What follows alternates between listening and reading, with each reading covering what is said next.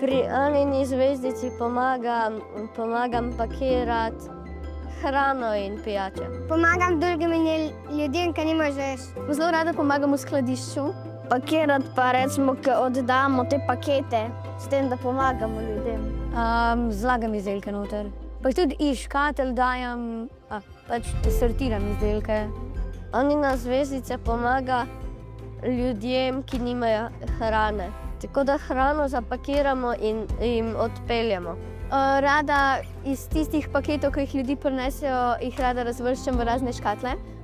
Hrano pakiramo v vozičke in pol tisti, ki nimajo dovolj denarja za hrano, pridejo po vozičke.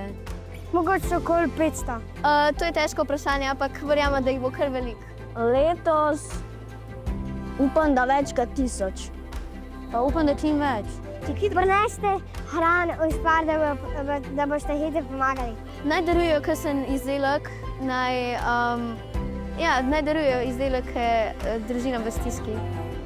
Da pridete pomagati ljudem, ki nimajo hrane. Vsi, ki še niste na Anini zvezdici, ki še niste nič recimo dali, vsi pejte v Interspar, dejte hrano, pridite pa darujte.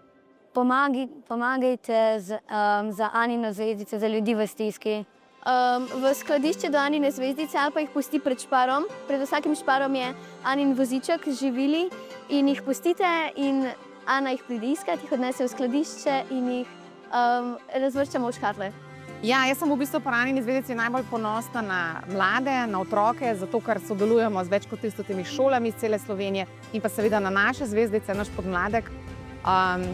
Oni so naša prihodnost in jaz računam na njih in v bistvu pomagajo v skladišču, pakirati, seznanjeni so z vsem delom in mislim, da v srčku res začutijo, kaj je tisto najbolj pomembno v življenju. To se pravi pomoč sočloveku, dostojanstvo, ljubezen, zdravje, da skupaj držimo, da si pomagamo in da je lahko vsak izmed nas vedno lahko v stiski in je edino prav naša človeška dolžnost, da si pač pomagamo. Kaj smo rekli, da bomo rekli? Da bi radi čim več družinam pomagali in da vsem želimo lepe praznike. Lepe praznike.